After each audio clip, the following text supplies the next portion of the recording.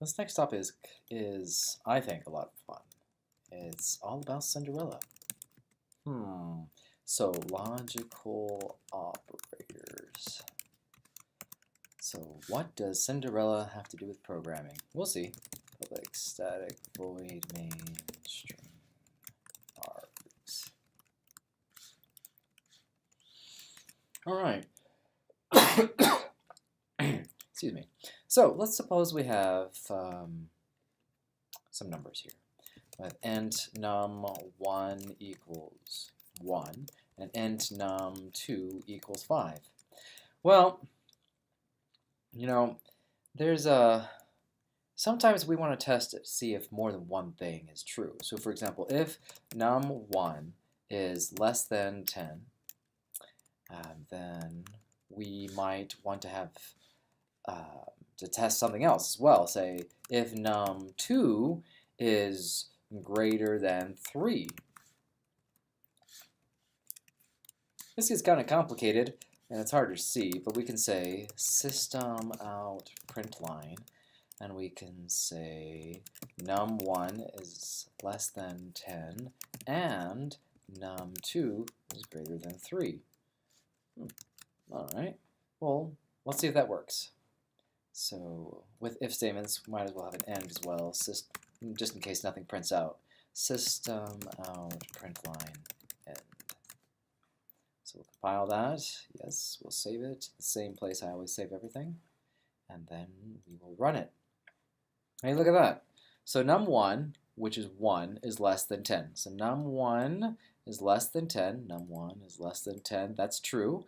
And then it goes in. Once this has been determined to be true, then it says if num2 is greater than 3. Well, that's a 5. Is 5 greater than 3? It's true. And once that's also true, we can do this. The if statement, an if statement inside another if statement is called nested ifs, or nested if statements. All right, well, that looks not too bad, but there's an easier way to do it. Although you might think it's a harder way to do it, depending on your perspective. But there's a different way to do it, and it's with the logical operators. So I'm going to say if num1 is less than 10 and num2 is greater than 3, then we will print out the same message. There we go. I really wish I could just say and. That would make my life so much easier. Unfortunately, I have to do these two ampersands. So double ampersand equals and. So this reads, if num1 is less than, oh, well, I have 100. If num1 is less than 10, well, first it's going to replace this. Is num1, okay, now num1 is 1. So is 1 less than 10? Yes, 1 is less than 10, so we replace it with a true. And then what about num2? Num2 is, what is num2? Num2 is 5. Is 5 greater than 3? That's true. And then true and true is simply true. And so it'll run. All right, there we go. And we'll print that out. Num1 is less than 10, and num2 is greater than 3. So how does ands work? Well, I'm going to recreate the and table for you. So this is the and table. And this is also in the book, as most everything else is in the book. But when you have true and true, then the result is, well, true. But if you ever have a false, then the result is false. So true and false is false. And false, oh, well, I guess we can have, yeah, false and true is also false. And then we have false and false is false. So let's grab one of these. Let's have a true and false. So num1 is less than 10. Let's make num1 11. So if num1 is less than 10 and num2 is greater than 3, well, this is going to be false, so this is not going to print out. So might as well have an else and say, maybe really simple system out print line no go. All right, compile and run that. We have a no go because if we look at this, num1 is 11. Is 11 less than 10? This would end up being false. Oh, false, and it doesn't even matter what this is at this point, even though it will be true. False and true is false. So it will not run this part, so it runs the else. Let's go ahead and change it back. There we go. And let's make them both false. So num2 is greater than 3, so we'll make this a -5. Is -5 greater than 3? No. So num1 is less than 10, that will be false. Num2 is greater than 3, that will be false. False and false is false. So this will not print out, but the else will, and so it should go no go. The way I think about this is in terms of Cinderella. Cinderella's evil stepmother gave her a bunch of chores, and she said, if you do this, and you do this, and you do this, and you do this, then you can go to the ball. Since she anded them all together, if she were to fail to do any of them, then it would end up being false. And that's how AND tables work.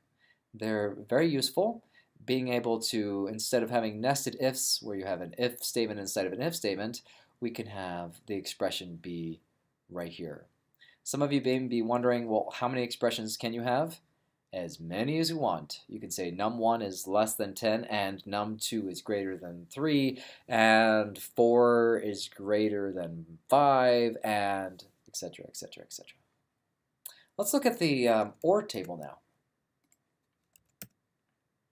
I'm going to copy all of this, put it up here, and we're going to have OR equals OR. So the OR table, so true or true is true. And with ORs, you only have to have one of them to be true. So true or false is true. False or true is true. And the only time you have false is when they are both false. So false or false is false. So true or true is true. True or false is true. False or true is true. False or false is true. And instead of and, we'll put the or here. So let's go back and make this a 1 and make this back to our, maybe, I can't remember what this was, 5. So let's start here. We're going to say if num1 is less than 10, num1 is less than 10, so that's true. Place that with a true. Or num2 is greater than 3. Well, the compiler would go through and get the value of num2, which is 5. 5 is greater than 3, so this is true.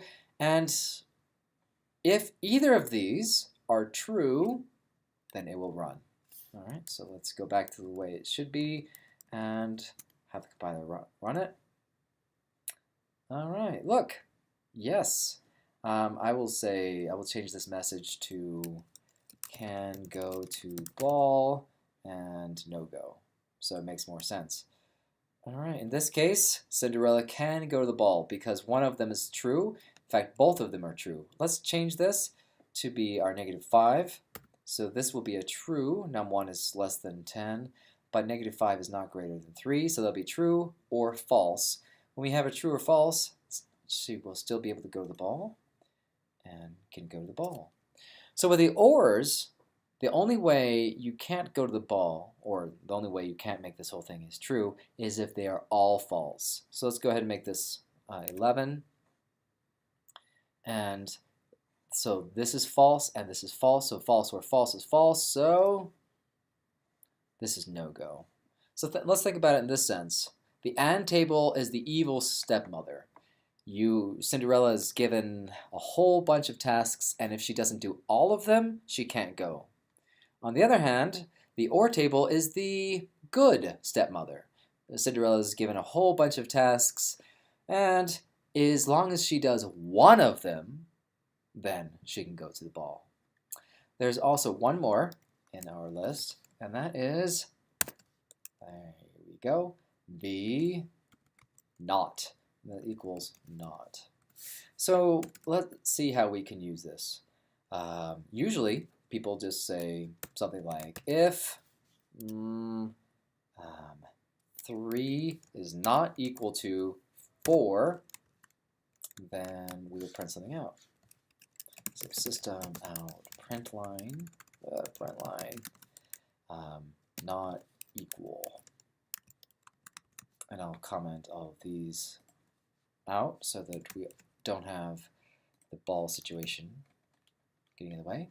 So is 3 equal to 4? 3 is not equal to 4. So since 3 is not equal to 4, this would evaluate to be true, and this will say not equal. There we go, not equal. So this adds to our expressions of, we have less than, greater than, equal, less than or equal, greater than equal, and finally not equal. But there's more we can do with the not. So for example, we can say 3 is less than 4 and put the whole thing in a not right here. So how would we read this? Is 3 less than 4? That would return true, and then not would flip it and make it false. So we'll put else in here, so that'll run, and say system out print line ran other one. How about ran else statement? Ran else statement.